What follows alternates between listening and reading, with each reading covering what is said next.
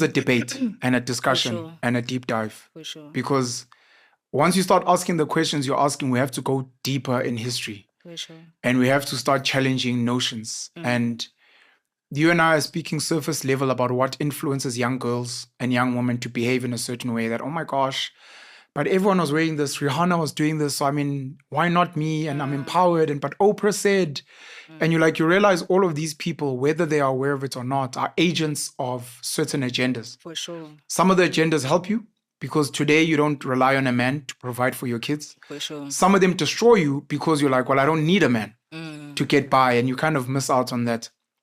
And how far and how deep that goes.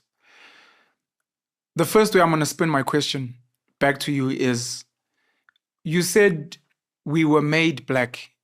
And my understanding is you believe in God, the God of Abraham, who is also the God of the Jews and the God of the Muslims.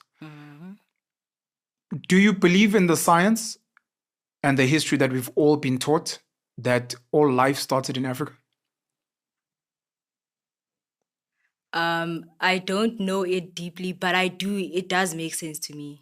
All life started here. Yeah, I feel like I can believe that. Because let me just say, surface level. Sure. In the Bible, Adam and Eve, they were born at a specific place, right? So let's say the Garden of Eden was in Africa. Yeah. And then they spread it from Africa. So that's why I can say that it can make sense to me for it to be like all life started in Africa. Sure.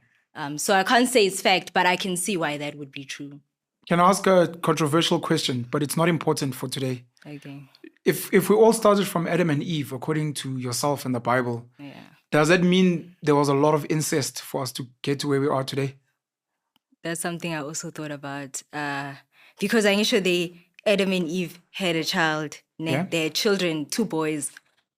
But also another thing I thought of was, the fact that, okay, the Bible said they were made, the first people to be made.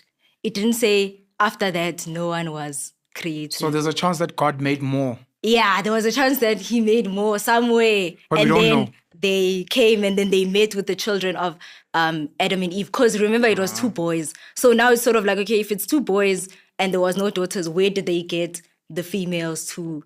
Or did they sleep with Eve? We don't know. You see, things like that. That's tough. Yeah, so I'm just saying that it didn't necessarily in your head, what makes sense is that God made Adam and Eve, and then somewhere else he made some more people. Maybe in order to run away from the incest concept. But I'm not really close off to that, because maybe it could have been possible that maybe they had a daughter and then those daughters, because there's also stories in the Bible where Lot had daughters and they wanted to sleep with him. Yeah. So incest was a thing around that